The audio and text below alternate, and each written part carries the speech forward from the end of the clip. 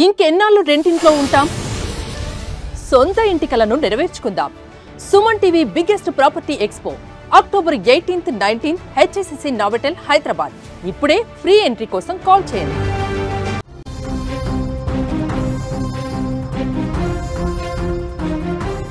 కడప జిల్లాలో చిన్నారితో సహా దంపతులు ఆత్మహత్యకు పాల్పడ్డటువంటి ఘటన సంచలనంగా మారింది. దీంట్లో ఇప్పుడు విచారణలో షాకింగ్ విషయాలు బయటకు వస్తున్నాయి. దానికి సంబంధించిన బిగ్ బ్రేకింగ్ న్యూస్ ఒకటి మనకు అందుతుంది. దానికంటే ముందు బిగ్ అప్డేట్ ఒకసారి చూద్దాం. హైదరాబాద్ మొత్తంలో ఉన్న బెస్ట్ ప్రాపర్టీస్లో అన్నిటినీ ఒకే వేదిక పైకి తీసుకువస్తుంది సుమన్ టీవీ. అక్టోబర్ 18, 19వ తేదీన HSCC నోవోటెల్లో జరిగేటువంటి సుమన్ టీవీ ప్రాపర్టీ ఎక్స్పోలో best flats, villas, open plots Deepavali offers and డిస్కౌంట్స్తో అందుబాటులో ఉంటాయి. మీరు విజిట్ చేసి ప్రతి గంటకి ఒక గోల్డ్ కాయిన్ గెలుచుకునేటువంటి ఛాన్స్ కూడా ఉంది. ఫ్యామిలీతో రండి, మీ డ్రీమ్ ప్రాపర్టీని సొంతం చేసుకోండి. రైట్, ఇక వార్తలోకి వెళ్తే కడప జిల్లాలో నిన్న ఒక వార్త మనం చూడడం జరిగింది. ఒక చిన్నారితో సహా దంపతులు, కొత్తగా పెళ్ళైనటువంటి దంపతులు రైలు కింద పడి ఆత్మహత్య చేసుకున్నటువంటి ఘటన చూసాం. మనం అందరం చాలా కలిసివేసిందంతా కూడా విషాదకరంగా మారింది ఆ ప్రాంతంలో అంతా కూడా ఆ ఘటన. అయితే దీనికి సంబంధించిన సంచలన విషయాలు ఇప్పుడు బయటకు వస్తున్నాయి. మొదట వ్యక్తిగత గొడవలు అనుకున్నా కూడా దీని వెనక ఆస్తి వివాదం కూడా ఉన్నట్లుగా తాజాగా తెలుస్తుంది. ప్రేమించి పెళ్లి చేసుకున్నారు ఆ ఇద్దరు యువతి యువకులు కూడా. ఈ నేపథ్యంలోనే ఆస్తి గొడవలు, కుటుంబ కలహాల కారణంగానే పసిబిడ్డతో సహా రైలు పట్టాలపైన వీరు ప్రాణాలు వదిలినట్టుగా తెలుస్తుంది. అంతేకాదు దీంట్లో మరొక ట్విస్ట్ కూడా నెలకొంది. కడపలోని శ్రీరాములు నగర్కు చెందినటువంటి శ్రీరాములు మృత్యుంజయ కుంటలో ఉంటున్నటువంటి తన బంధువు కుమార్తె శిరీషను ప్రేమించాడు. పెద్దల అంగీకారంతోనే వీరిద్దరు కూడా పెళ్లి చేసుకున్నారు. వీరికి రిత్విక్ 16 నెలల చిన్న బాబు కూడా ఉన్నాడు.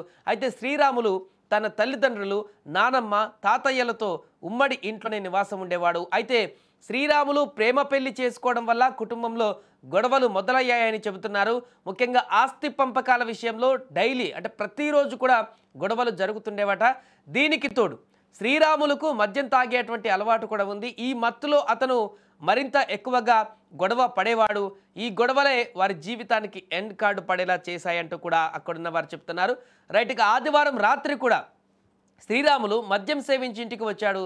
ఎప్పటిలాగే ఆస్తి, కుటుంబ సభ్యులతో గొడవ పడ్డాడు. ఈ గొడవ కాస్త పెద్దదైపోయింది. తర్వాత శ్రీరాములు, శిరీష ఇద్దరు కూడా ఆటోలో రైల్వే స్టేషన్కు వెళ్ళిపోయారు. ఇంట్లో జరిగినటువంటి గొడవ తర్వాతనే ఇదంతా చూసిన అతని నానమ్మ వెంకట సుబ్బమ్మ ఒక్కసారిగా భయాందోళనకు గురైంది. కుటుంబంలో జరుగుతున్నటువంటి గొడవలు మనవడు, మనవరాలు చేసిన ఈ పనికి తట్టుకోలేకపోయారు.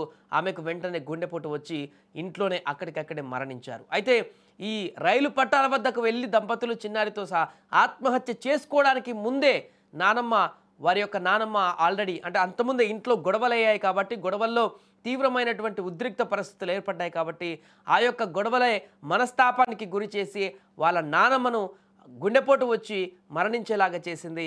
వీరు ఆత్మహత్యకు పాల్పడడానికి ముందే అక్కడికి వెళ్ళి ట్రాక్ మీదకి వెళ్ళి ఆత్మహత్యకు పాల్పడడానికి ముందే అక్కడ ఇంట్లో నానమ్మ గుండెపోటుతో ఈ యొక్క గొడవల కారణంగా చనిపోయింది. ఆ వెంటనే క్షణాల్లోనే వీరు కూడా అక్కడికి వెళ్ళి ఆత్మహత్యకు పాల్పడ్డారు రైల్వే ట్రాక్ పైన. ఇక నానమ్మ విషయం తెలియనటువంటి శ్రీరాములు, శిరీష తమ చిన్నారి రిత్విక్తో కలిసి రాత్రి 10:30 కడప రైల్వే స్టేషన్కు చేరుకున్నారు. 3వ ట్రాక్ పైన నిలబడి అటుగా వస్తున్నటువంటి గూడ్స్ రైలు కింద పడి ఆత్మహత్యకు పాల్పడ్డారు. ఇంటి నుంచి వెళ్ళినటువంటి వారు ఎంతకీ తిరిగి రాకపోవడంతో కుటుంబ సభ్యులు టెన్షన్ పడ్డారు. ఉదయం ఈ ఘోరం గురించి తెలుసుకొని అంతా కన్నీరు మున్నీరయ్యారు. ప్రేమ పెళ్లి చేసుకొని ఆస్తి గొడవలు తట్టుకోలేక ఒక క్షణికావేశంతో తీసుకున్నటువంటి ఈ రాంగ్ డిసిజన్ వారిద్దరి ప్రాణాలు తీయడమే కాకుండా అభం శుభం తెలియనటువంటి ఆ చిన్నారి ప్రాణాన్ని కూడా బలికొంది. మొత్తం 4 ప్రాణాలు బలికొన్నాయి వారి యొక్క గొడవల కారణంగా, ఆస్తి తగాదాల కారణంగా, ఇంట్లో ఒకరికొకరికి నెలకొన్నటువంటి విభేదాల కారణంగా.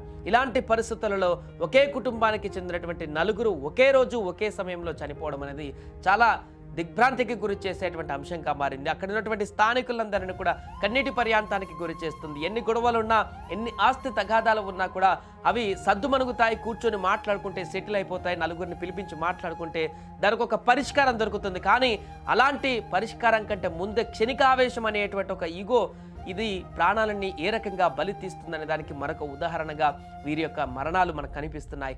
ఏదేమైనా కూడా అత్యంత దారుణమైనటువంటి సంఘటన కడప జిల్లాలో చోటు చేసుకుంది. ఎవరు ఊహించినటువంటి విధంగా ఒక కుటుంబం మొత్తం కూడా చిన్నాభిన్నం అయిపోయింది. దంపతులతో పాటు అభం శుభం తెలియని ఒక చిన్నారితో పాటు వారి నానమ్మ వృద్ధురాలు ఆమె కూడా మరణించడం అనేది ఇప్పుడు అక్కడున్న వారందరినీ కూడా శోకసంద్రంలోకి ముంచుతుంది.